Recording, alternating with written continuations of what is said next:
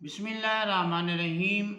عزیز طلبہ السلام علیکم۔ آج ہم پڑھنے جا رہے ہیں 5واں سبق، جس کا عنوان ہے نسو اور سلیم کی گفتگو، جس کا مصنف کا نام ہے ڈپٹی نذیر احمد دہلوی۔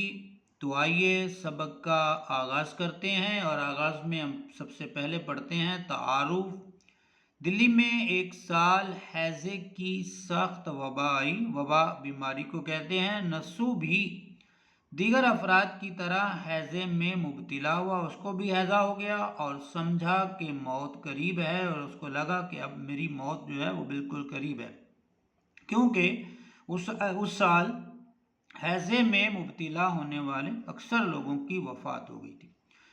مایوسی کے عالم میں اسے عاقبت کی فکر ہوئی، اسے اپنی آخرت کی فکر ہوئی۔ ڈاکٹر نے اسے خواب آور نیند کی جو دوائیں دی تو وہ سو گیا۔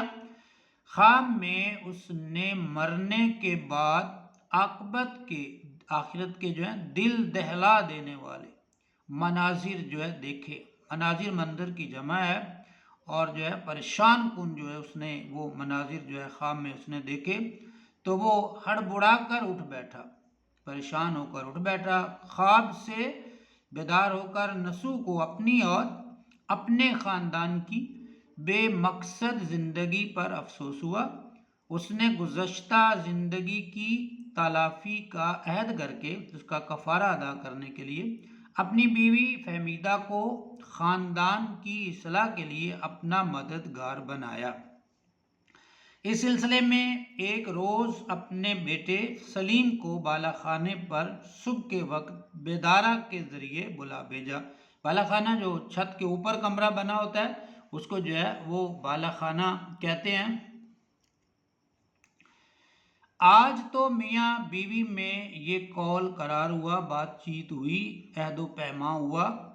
اگلے دن چھوٹا بیٹا سلیم ابھی سو کر نہیں اٹھا تھا کہ بیدارہ نے آ جگایا کہ صاحب کے بیٹے اٹھیے، بالا خانے پر میاں بلاتے ہیں۔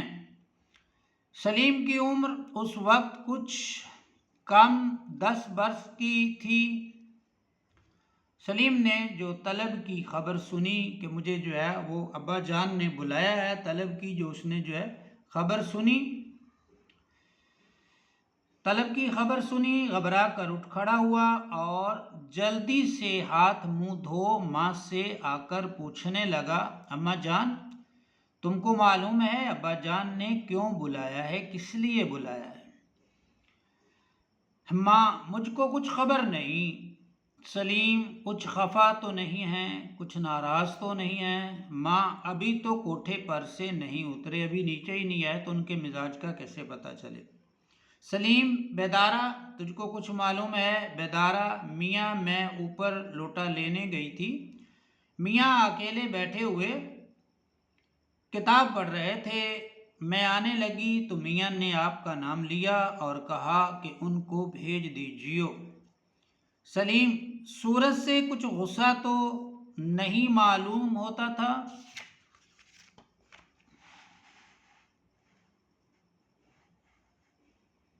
بیدارہ، نہیں تو۔ سلیم، تو اماں جان، ذرا تم بھی میرے ساتھ چلو۔ ماں، میری گود میں لڑکی سوتی ہے، تم اتنا ڈرتے کیوں ہو، پریشان کیوں ہوتے ہو، جاتے کیوں نہیں؟ سلیم، کچھ پوچھیں گے؟ ماں، جو کچھ بھی پوچھیں گے تم اس کا معقول طور پر جواب دینا، مناسب طور پر تم اس کا جواب دے دینا۔ غرض سلیم ڈرتا ڈرتا اوپر گیا اور سلام کر کے الگ جا کھڑا ہوا۔ باپ نے پیار سے بلا کر پاس بٹھا لیا اور پوچھا، باپ، کیوں صاحب، آج مدرسے نہیں گئے؟ بیٹا، جی بس جاتا ہوں، ابھی کوئی گھنٹے بھر کی دیر اور ہے۔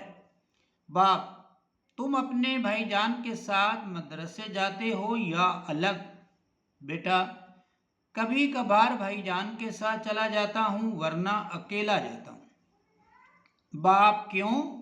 بیٹا، اگلے مہینے امتحان ہونے والا ہے، چھوٹے بھائی جان اسی کے واسطے تیاری کر رہے ہیں۔ صبح سویرے اٹھ کر کسی ہم جماعت کے یہاں چلے جاتے ہیں، وہاں ان کو دیر ہو جاتی ہے تو پھر گھر بھی نہیں آتے۔ میں جاتا ہوں تو ان کو مدرسے میں پاتا ہوں۔ باپ، کیا اپنے گھر میں جگہ نہیں ہے کہ دوسروں کے یہاں جاتے ہیں؟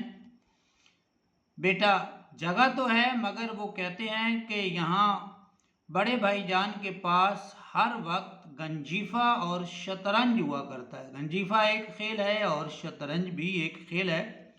اطمینان کے ساتھ پڑھنا نہیں ہو سکتا، اطمینان سکون کے ساتھ تسلی کے ساتھ پڑھنا جو ہے وہ نہیں ہو سکتا۔ باپ، تم بھی شطرنج کھیلنی جانتے ہو؟ بیٹا، مہرے پہچانتا ہوں، چالیں جانتا ہوں، مگر کبھی خود کھیلنے کا اتفاق نہیں ہوا۔ باپ، مگر زیادہ دنوں تک دیکھتے دیکھتے یقین ہے تم بھی کھیلنے لگو گے۔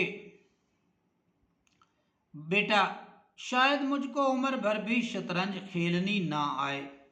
باپ، کیوں؟ کیا ایسی مشکل ہے؟ بیٹا، مشکل ہو یا نہ ہو، میرا جی ہی نہیں لگتا۔ باپ، سبب، وجہ کیا ہے؟ دل کیوں نہیں لگتا، جی کیوں نہیں لگتا؟ بیٹا، میں پسند نہیں کرتا۔ بیٹا کہتا ہے میں اس کو پسند نہیں کرتا۔ باپ، چونکہ مشکل ہے، اکثر مبتدی گھبرایا کرتے ہیں، مبتدی نا تجربہ کار گھبرایا کرتے ہیں۔ مجھ کو یقین ہے کہ گنجیفہ میں تمہاری طبیعت خوب لگتی ہوگی، وہ بنسبت شطرنج کے بہت آسان ہے۔ بیٹا، جی بیٹا، ہاں، شطرنج کی نسبت کر گنجیفہ کو زیادہ ناپسند کرتا ہوں۔ باپ، ہاں، شطرنج میں طبیعت پر زور پڑتا ہے اور گنجیفہ میں حافظے پر۔ عزیز طلبہ، یہ جو جملہ ہے، یہ جو مکالمہ ہے، یہ والا باپ کا یہ آپ نے یاد رکھنا ہے، کیونکہ یہ شارٹ کوسچن بھی بن سکتا ہے اور اس میں جو ہے وہ ایم سی کیوز کی صورت میں بھی آ سکتا ہے۔ کون سے کھیل پر جو ہے طبیعت پر زور پڑتا ہے اور کون سے کھیل میں حافظے پر زور پڑتا ہے، تو سبق کے حوالے سے یہ دونوں چیزیں ہمیں جو ہے وہ ازبر ہونی چاہیے۔ بیٹا، میری ناپسندیدگی کا کچھ خاص کر یہی سبب نہیں ہے، یہی وجہ نہیں ہے، بلکہ مجھ کو سارے کھیل برے معلوم ہوتے ہیں۔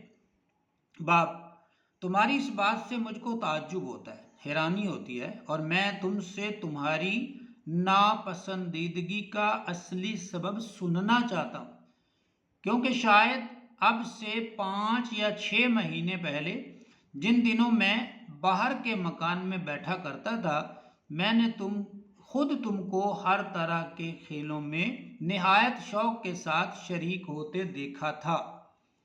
بیٹا، آپ درست فرماتے ہیں، میں ہمیشہ کھیل کے پیچھے دیوانہ بنا رہتا تھا، مگر اب تو مجھ کو ایک دلی نفرت ہو گئی ہے۔ باپ، آخر اس کا کوئی سبب خاص ہوگا، اس کی کوئی خاص وجہ ہوگی۔ بیٹا، آپ نے اکثر 4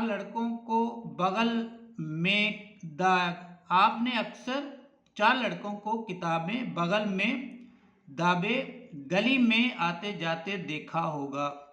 باپ، وہی جو گورے گورے 4 لڑکے ایک ساتھ رہتے ہیں، پھڈی جوتیاں پہنے، منڈے ہوئے سر، اونچے پاجامے، نیچی چولیاں؟ بیٹا، ہاں جناب، وہی 4 لڑکے۔ باپ، پھر؟ بیٹا، بھلا آپ نے کبھی ان کو کسی قسم کی شرارت کرتے بھی دیکھا ہے؟ باپ، کبھی نہیں۔ بیٹا، جناب، کچھ عجب عادت ان لڑکوں کی ہے، راہ چلتے ہیں تو گردن نیچی کیے ہوئے، اپنے سے بڑا مل جائے، جان پہچان ہو یا نہ ہو، ان کو سلام کر لینا ضرور۔ کئی برس سے اس محلے میں رہتے ہیں، مگر کانوں کان خبر نہیں۔ محلے میں کوڑیوں لڑکے بھرے پڑے ہیں، بہت زیادہ کوڑیوں لڑکے، بہت زیادہ لڑکے رہتے ہیں، لیکن ان کو کسی سے کچھ واسطہ نہیں۔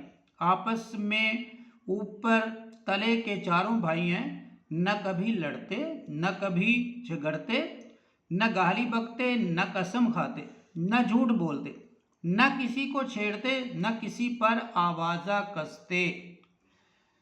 हमारे ही मदरसे में पढ़ते हैं, वहाँ भी उनका यही हाल है। कभी किसी ने उनकी झूठी शिकायत भी तो नहीं की।